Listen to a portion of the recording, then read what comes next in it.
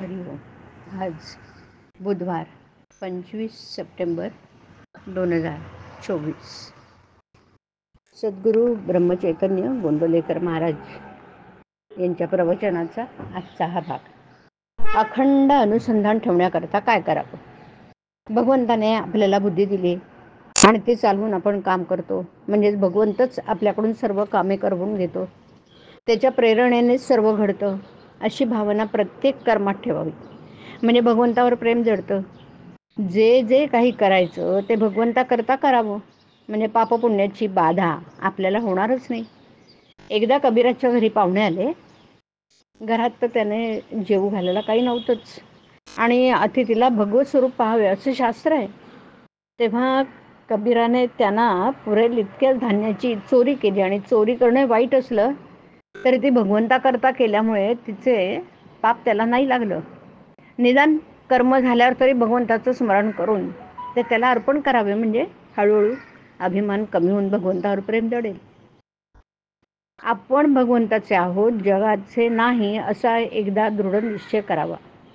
आपण मनुष्य आहोत याची जाणीव जितकी दृढ असते ना, तितका हा निश्चय दृढ असावा.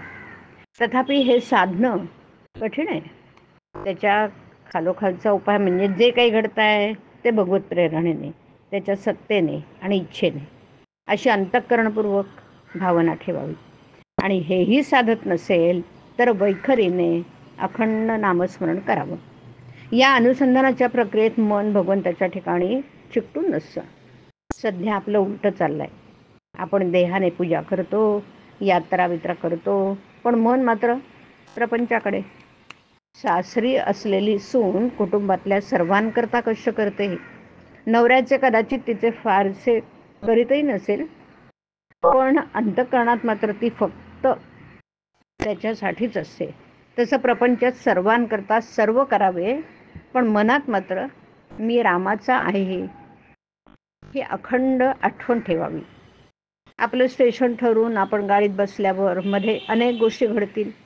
उभं राहावं लागेल, निंद्रात्रचे लोक भेटतील, पण स्टेशनावर उतरल्यावर त्या आनंदामध्ये मागचं सगळं आपण विसरून जातो.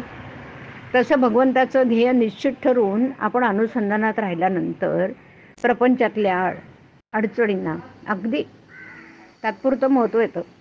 ध्येय मात्र आधी निश्चित करावं. भगवन नाम हे भगवत कृपेसाठी घ्यावं, कामनापूर्तीसाठी नसावं. नामच ध्येय गाठून देईल. भगवंताप्रमाणे आपण देखील प्रपंचात असून बाहेर राहावं. आपल्या देहाकडे साक्षीत्वाने पाहायला शिकावं.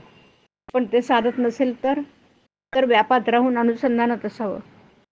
वाचलेलं विसरेल, पाहिलेलं विसरेल, कृती केलेली विसरेल, पण अंतःकरणात घट्ट धरलेलं भगवंताचं अनुसंधान कधी विसरायचं नाही.